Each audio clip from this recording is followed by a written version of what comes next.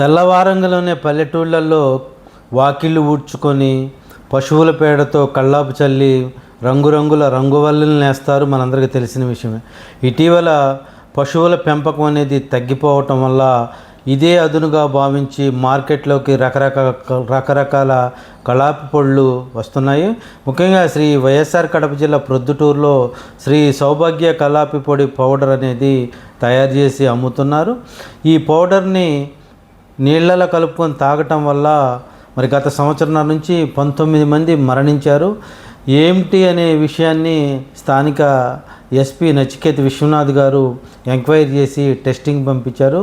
దీంట్లో పారిశ్రామిక రంగుల్లో వాడే భయంకరమైన ఆరుమన్ ఓ అనే ఒక కెమికల్ ఉందని, ఈ కెమికల్ వాసన పీల్చినా, చర్మం మీద పడ్డా, నీళ్ళలో కలిపి తాగినా కూడా ఇమ్మీడియట్గా ప్రాణాలు పోతాయి, లేని పక్షంలో క్యాన్సర్ వచ్చే అవకాశాలు కూడా ఉన్నాయని ఎస్పీ గారు మరి తెలియజేయడం జరిగింది.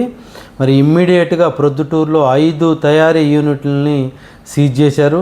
మరి మనం డబ్బు పెట్టుకొని ప్రాణాలని మరి పోగొట్టుకునే పనులు చేయొద్దు. మన శ్రేయోభిలాషులందరికీ కూడా ఈ వీడియోని మరి ఎక్కువ శాతం షేర్ చేస్తారనుకుంటున్నాను. వీడియో చూసిన వారు వీడియో నచ్చితే లైక్ చేయటం, కామెంట్ చేయటం మర్చిపోవద్దు. సబ్స్క్రైబ్ చేసుకోవటం అస్సలు మర్చిపోవద్దు. గంట బొమ్మను యాక్టివేట్ చేసుకోండి. మరిన్ని మంచి విషయాలతో మళ్ళీ కలుద్దాం. జై భారత్.